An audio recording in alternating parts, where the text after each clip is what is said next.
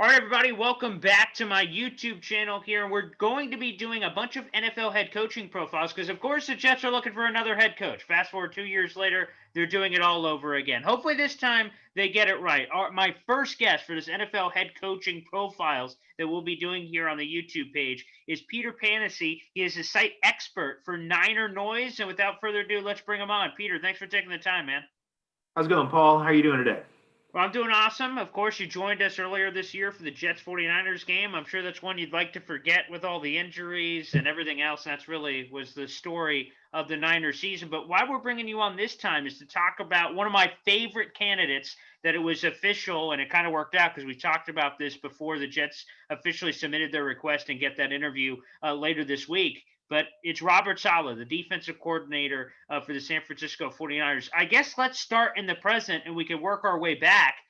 Robert, after coming off a Super Bowl appearance last year, dealt with more injuries than I could count. I felt like every week it was something else with the 49ers franchise. How was he able to deal with it? Because obviously, not ideal circumstances. Yeah, the thing that's pretty amazing about this is one of the criticisms, about Robert Saleh going into 2020. Because if you go back even further, especially among the 49er fan base, he wasn't overly popular in 2017, 2018. That was his first year in 2017 as a defensive coordinator. 2020 was a masterpiece, if you really think about it, because you think of the key injuries, namely in week two, losing Nick Bosa, the reigning defensive rookie of the year, the team's best pass rusher already. And he goes down with a season-ending ACL tear. Solomon Thomas, another first-round pick, goes down, season-ending ACL tear. That was just the pass rush. It was shorthanded anyway with some depth question marks and things like that. And then, of course, in the back end, in the secondary, there was a revolving door there all year long. Richard Sherman was out, I think, all but 5 games with a calf injury. Jaquaski Tart, starting strong safety, was missed the latter third of the year, and cornerbacks were being swapped all over the place, both on the boundary and at nickel. But Robert Saleh overcame all that, and by putting together a defense that worked in a way that really was kind of provocative. And in 2019, the 49ers relied a lot on a 4-man pass rush, which was a staple of his defense. You rush 4, you let 7 go back into coverage. Couldn't do that this year. No edge rushers. The defensive line was among the slowest in the NFL. So there was a lot of manufactured pressure, a lot of blitzing. And yet, while the 49ers gave up a lot of points this year because of turnovers, turning the ball over kind of makes it tough on the defense, the Niners still ranked 5th best in total yards allowed. And Football Outsiders DVOA had them, I think, at 6th best. So in terms of defensive efficiency, Robert Saleh did almost more this season with less. And in addition to all of that, saying like, okay, well, you can look at the stats and the rankings, the schematic elements of it had changed too. It used to do a lot of this single high free safety coverage, dropping down, the strong safety into the box and then having, boundary cornerbacks and things like that. That type of defense was built for running teams or against running teams. You don't see that as much. So he's done some flexible things in there, using a little bit more of traditional cover 2 or Tampa 2 type defenses with linebacker Fred Warner dropping back. So I think one of the things that you have seen with Robert Saleh that is really enticing is his ability to mature, grow, and evolve as a play caller. Those things weren't necessarily there in 2017. Started to show up in 2018. In 2019, he had the talent.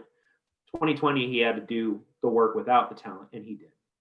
Well, this is the first time.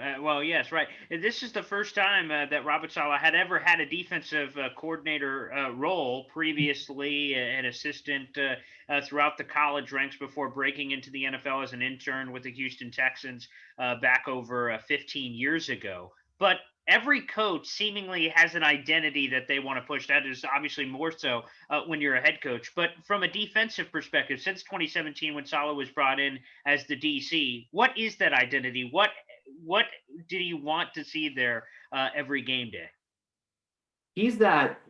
And 49er fans maybe not want to recall this, but it's probably the best reincarnation of the former coaching days of Mike Singletary, the punch someone in the mouth coaching days when Singletary was the head coach of the 49ers. But now it's kind of the happening of it. Robert Saleh's energy is second to none on the coaching staff. I mean, you just go search a GIF on Twitter or something like that, and you'll see him more pumped up and fired up than anything. And he has that mentality that got translated into that defensive saying a few years ago for the Niners: all gas, no break. And so it's that relentlessness from Robert Saleh that does a really good job at trying to portray that identity. Like, what do you want this team to be? Mike Singletary tried that a number of years ago. It didn't work out, although it led to the Jim Harbaugh years. So those were interesting. But anyway, what you get into that is that sort of very physical, upfront, in your face type approach. And people get behind that, and it especially works well for defensive type coaches. I think that they really identify with that sort of physicality that you want to see. Whereas head coach Kyle Shanahan, he's much more analytical. He's 5 plays ahead of people, that sort of thing. He's direct and upfront and honest with his players. He doesn't mince words or anything like that. But in terms of sort of that identity, Saleh is much more of that physical type persona. And I think that you have a team that's looking to try to find its direction, like the Jets now. That would be a good direction to take. One of the things that I can't lie, you even said it in your answer there, that really piqued my interest is that energy that seems palpable to a sense. One of the interviews that I heard this offseason as we were getting ready for some of these candidates is Robert Saleh joined Adam Schefter on his podcast, and just hearing him talk about his family, his emotion on the football field. If you had to describe that just from an energy and emotional standpoint, what does he bring from an atmosphere standpoint when he walks into a room? Is there a certain electricity to him, and what is that? Yeah, he does have a commanding presence, and this year it didn't happen, but when last year when you were doing when you actually could go to games and sit in press boxes and media rooms, there's a commanding presence there. It's that person who walks into a room and it's like, well, wait, and it's that sense of, some people just have that factor, I guess, if that makes sense, where someone's going to command a room, someone's going to command attention, someone's going to command respect. Now you have to earn that, you have to maintain that. But I think Robert Saleh has done that and then done it again and again. As I mentioned earlier, he wasn't necessarily the most popular when the 49ers brought him aboard because the Niners defense was going through a lot of changes and wasn't particularly good. But that commanding respect from his development and then showing what kind of work he can do has only compounded the presence that he has in a room.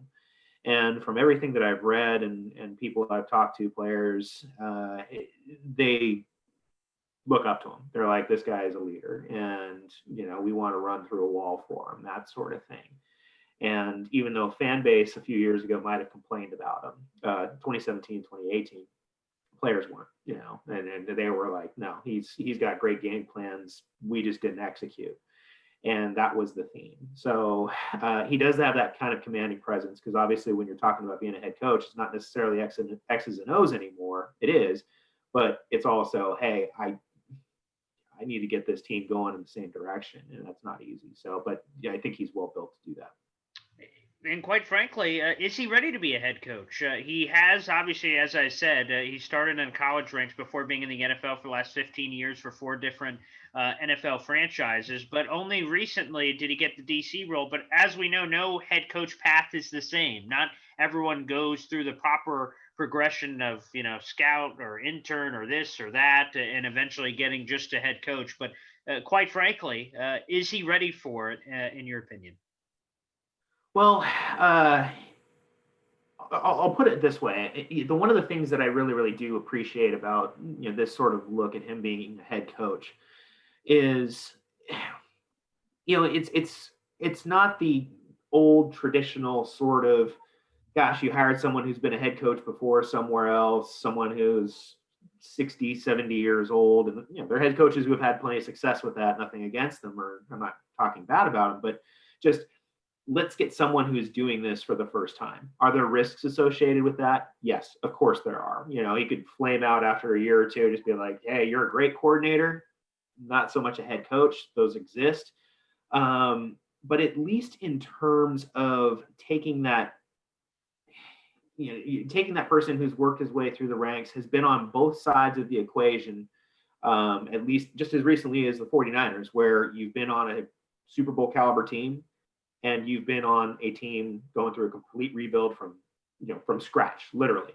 That's going to work out well because he's going to know what it took to get there as far as getting to a Super Bowl, coming very close to within winning it. And then also what it was like not long before, where the 49ers in 2017 gutted 70% of their roster and we're literally starting over. So if it winds up being in New York, you got some chip pieces there, you got some choices to make, but chances are it's going to be a lot of the rebuilding process. So I think having done that before, at least from sort of the roster, how to get that team on the same page, he'll be in a good position to do that. Now, as far as picking out his staff, that's going to be important, when you're going to be looking at offensive coordinators, play callers, other assistants, that sort of thing. That's where, the glue of the progression of whatever team, be it the Jets or somewhere else, is going to be really, really critical. But as far as, being that type of candidate where, hey, this is your first chance, run with it, I think it'll be good. And I think it's good it's a defensive one too. Everybody's kind of focused on the whole offensive mind now. That's the big NFL hire. Oh, Brian Daboll or Eric Bieniemy or whatever, offensive geniuses. Well, hey, you want to thwart that? Go find somebody that can shut down top tier defenses like, Robert Saleh has done to, the Seahawks for the most part in week 17 until the end. The Rams twice, that Rams offense is supposed to be like high octane. Go find that. You can shut down some good offenses if you have the tools in place. I love using that quote. We've had Benjamin Albright on the show before, and one of his quotes is that you can zig when others zag. He often used that for his own when he covers the Denver Broncos for when they hired Vic Fangio, a defensive mind, when others were hiring young offensive guys, going completely the other direction. But a beautiful segue into my next question. Part of the pitch that a lot of people have projected for one Robert Saleh as he talks to all these different teams that have head coach openings is, okay, what's your staff? Who are you going to bring with you? And this may be an awkward question because, again, it's like poaching your cabinet. I'm coming in, I'm a burglar. I'm like, hey, what's your best stuff here? Oh, this? Oh, great. Let me grab one of these on the way out. So there are a lot of intriguing offensive guys that aren't quite in the prominent position yet for the 49ers that could be looking for a promotion and another opportunity there. And I'll kind of leave that empty for you to fill. But two guys in particular really stand out there on that offensive staff that potentially could jump over Robert Saleh on a new staff. Yeah, two names really. Mike McDaniel, who's the 49ers run game coordinator, and Mike LaFleur, Matt's brother, Matt, of course, being the Packers head coach. But those are two names. And LaFleur does the pass game for the 49ers. And so I wouldn't be surprised if Robert Saleh tried to bring one or in some capacity both with him. Again, they've got continuity already. They know each other's systems. They've seen what each other can do. And of course, that new league rule saying that you can't block interviews for assistants that could be promotions or anything like that. Kind of the interesting about it from the 49ers perspective here that kind of makes you wonder, I'm like, well, why don't the 49ers do this? Kyle Shanahan doesn't have an offensive coordinator. He's the offensive coordinator. So he's the one who's responsible for calling offensive plays. Well, you could protect yourself a little bit if you promoted one of those two to an offensive coordinator role and just kind of said, hey, I'll give you a little bit more control on what you're doing, but you're still going to be an offensive coordinator. But, then again, maybe one of those two people is like, well, I want to actually go coordinate an offense, not have the title and name only. So it's a very fluid situation there. It's something that's going to be pretty interesting. But, there's a possibility he's looking in that direction as far as bringing someone from the 49ers on over. There could be some potential connections back with his days in Seattle or Jacksonville, where ex-assistants were around who worked a system that he liked. He might want to go a little bit more of sort of a smash mouth running game as opposed to, a more intricate outside zone or anything like that. So it really depends on what he wants to do. But I think that purging at least one of those two names for the 49ers staff would be a strong possibility. Well, let's go to that for a second because Kyle Shanahan, and it's a relatively new NFL rule with the promotion sake of stealing guys. Shanahan has not hidden it before, of willing to block some of those requests because in the interest of looking out for his guys, but also, hey, I'm trying to keep this staff together. It seems like a fine line for Shanahan. But I've seen a couple of these coaches come out and promote their guys, saying, you know what, it's time for Robert Saleh to get his chance, or others like Andy Reid saying that about Eric Bieniemy. Has that been kind of the narrative when Kyle Shanahan has been asked about that, and how willing is he to let one of those two offensive guys go? Because obviously they're well regarded around the league. Yeah, he's mentioned that. He mentioned that kind of in the post regular season press conferences. I mean, he kind of joked about it, saying, just speaking of Robert Saleh, he said, teams would be stupid not to grab him. And he joked about it. He says, I hope they are stupid and they don't give him the job because that means he'd stay here. But they've talked about other assistants who could potentially move their way on up. And I think the thing about it is, too, and this is where you try to get inside of Kyle Shanahan's head, which is going to be impossible. But, coaches also understand their own legacies.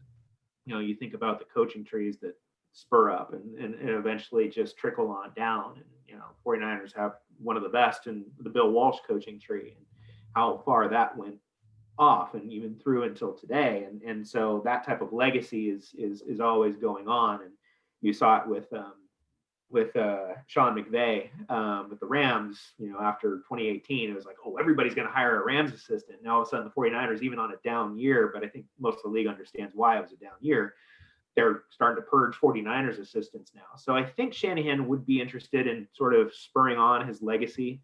From the offensive side, I don't think he's going to have any trouble trying to find assistants to come work for him. Everybody's going to look at that offense and be like, I can make a name for myself there. The defensive side might be a little bit more interesting. One of the names to keep in mind for San Francisco is the Niners' current linebackers coach, D'Amico Ryans, who carved out a pretty darn good career for himself as an actual, NFL linebacker over the years. And he's kind of been a favorite. So he might be someone who could be promoted. He's been with the organization since 2017. 49ers have had one of the best linebacking groups for the past 3 years, namely with Fred Warner. So that's kind of one assumption. They might go in-house. Kyle Shanahan alluded to that.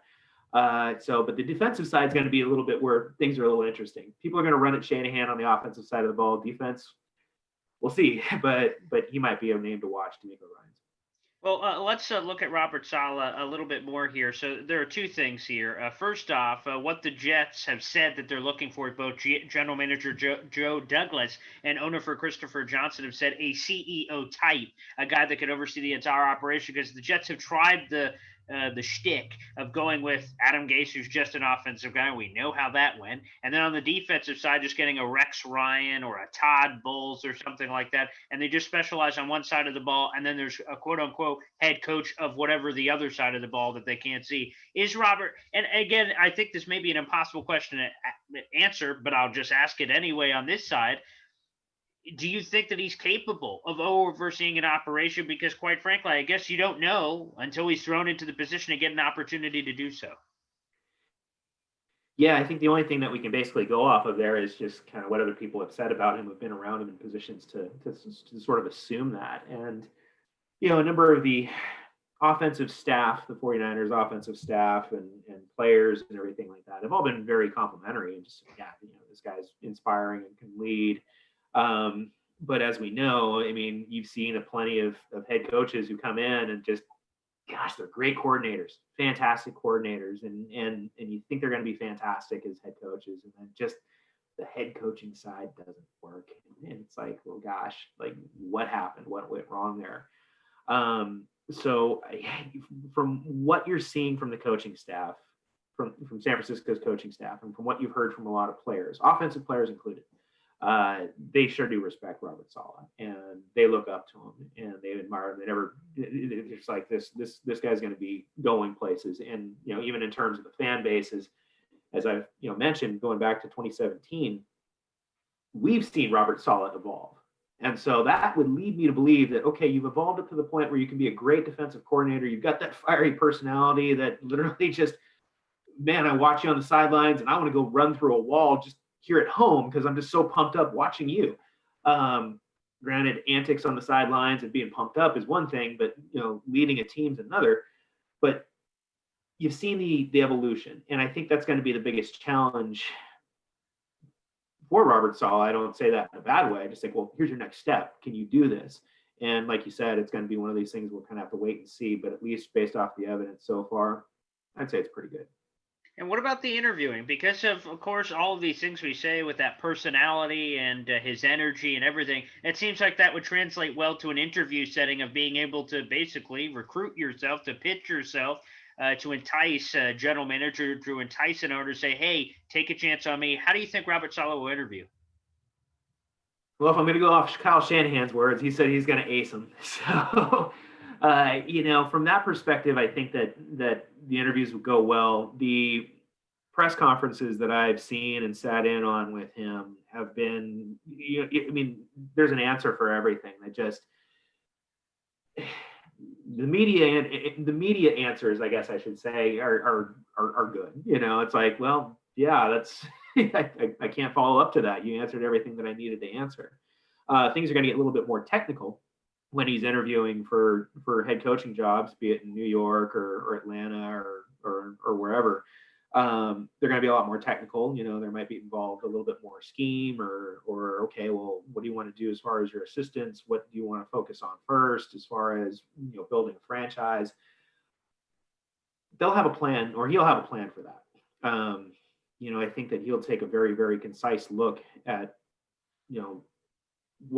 whatever team, be it the Jets, has what he wants to build around, what he'd like to try to improve, those sort of things, because he went through that with San Francisco at the beginning. And again, to harken back to what Kyle Shanahan said about him, he's like, hey, he's gonna ace the interviews, so teams are gonna be stupid not to hire him. So I'll get on that train.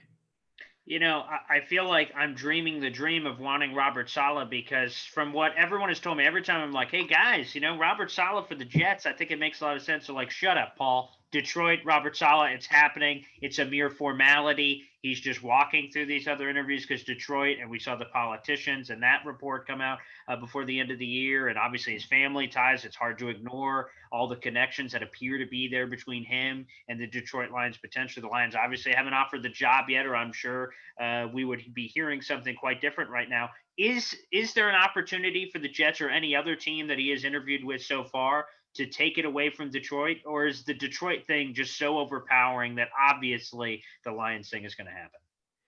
Yeah, it's kind of tough. So, you're looking at the external factors, such as, he's from nearby Dearborn, Michigan. You have a franchise quarterback in place in Matthew Stafford. Now, does Matthew Stafford want to go through another rebuild? I don't know. But you've got that job location wise. You grew up there. You were a fan of the Lions. But there's also the LA Chargers, and they're check that interview box. You're going to LA. Big market. You've got one of the best up and coming young quarterbacks in the league in Justin Herbert. You have a defense, Derwin James, Joey Bosa. You've got a roster that's built to win now. I mean, granted, you're in the AFC West. You got to deal with the Chiefs, but at the same time, this is going to be that sort of little wheels spinning here.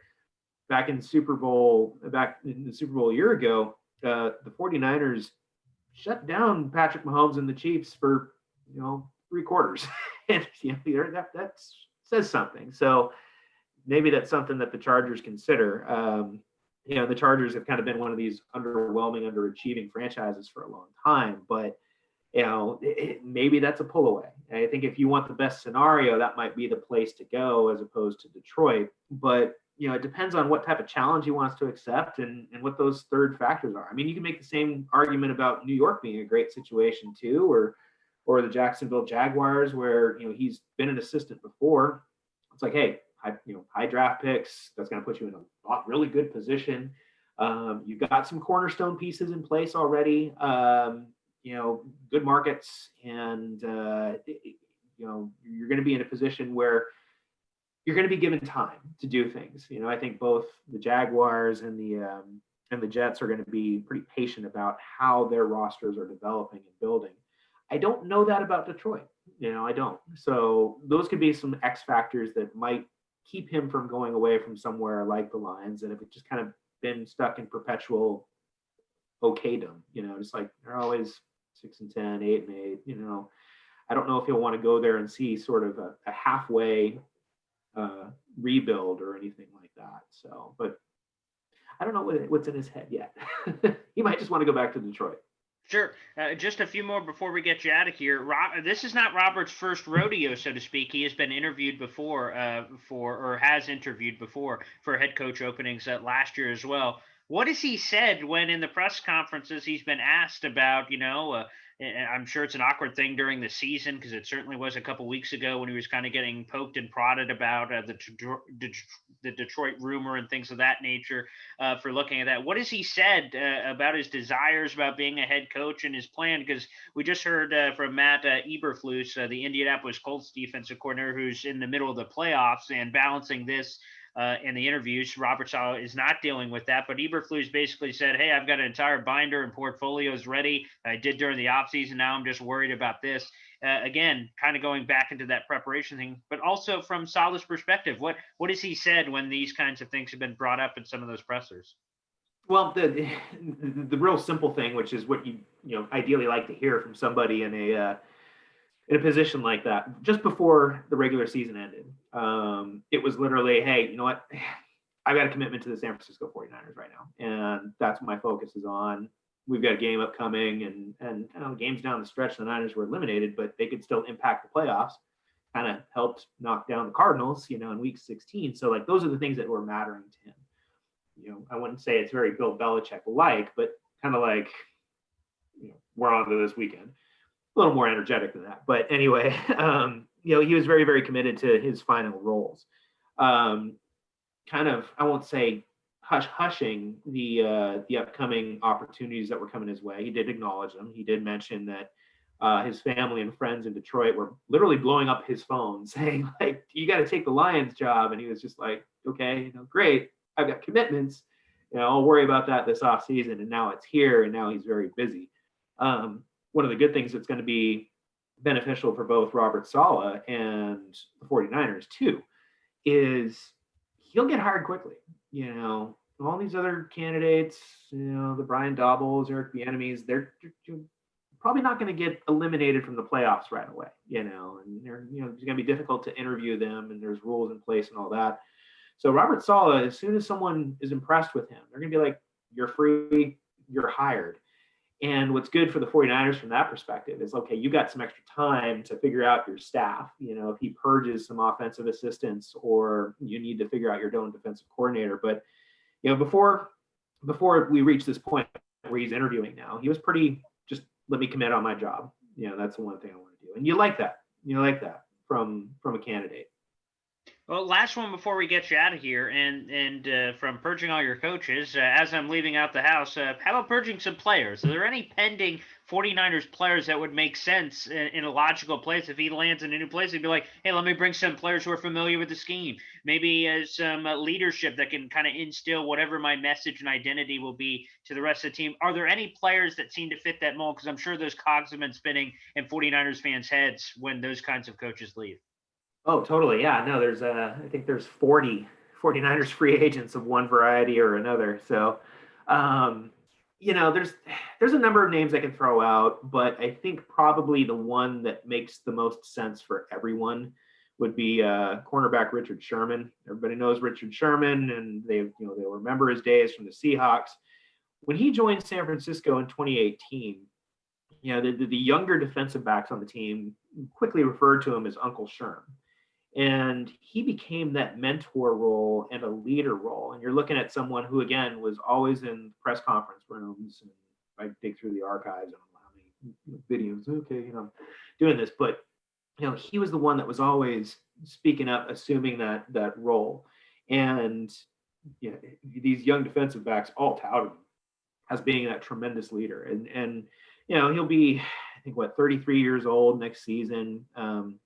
He's dealt with injuries 2 of the last 3 years that have kept him out of a lot of games. And I don't know how much he has left in his body. He might have a lot. I don't know. You'd have to ask him. But, he understands that type of scheme, that sort of zone, sort of the hybrid of what used to be a cover 3 single high zone scheme, but now it's more cover 2 looks and things like that. But it's that sort of, we're bringing this person over to whatever team, and he's going to be a mentor. Richard Sherman's going to be a mentor to young defensive backs, corners, even safeties. Richard Sherman talked about moving to safety at some point in his career just to round it out. That would be one player. If I had to pick one, I'd be like, that's the one that I would think Robert Saleh would bring, sort of that veteran's captain, if you would, of a defense that's going to be going through a rebuild. There's other free agents too that you could look at, some pass rushers or even some offensive guys that Robert Saleh might want to bring along. But if I were to pick one, I would pick Richard Sherman. Peter, you've done a phenomenal job. I'm in. You've sold me on Robert Saleh. I don't know if that was your intent at the beginning of this interview, but nonetheless, we're in. And the Jets will be interviewing Robert Saleh on Friday, according to multiple NFL reports. And we'll see what happens. I think this is the year, regardless, one way or another. He's a guy I would love to have for the Jets. But one way or another, it seems like this is finally the year that Saleh will get that job. Yeah, it'll be good for him too. I mean, he's such a great story. If you read about how he got, look into that. And everybody who's watching, look into how Robert Saleh got into the NFL. I mean, the stuff that he could have done, what he gave up to do this. You're like, this is cool. Like, this guy deserves it. So, and if he winds up in New York, he'll make an impression. That'll be good. Peter, I want to thank you again for joining us here on the show. Thank you so much. Everyone can find your stuff at Niner Noise and FanSided, of course, for all the greatest and latest San Francisco 49ers news and nuggets. Thanks, man. All right. Thanks, Paul. Talk to you guys soon.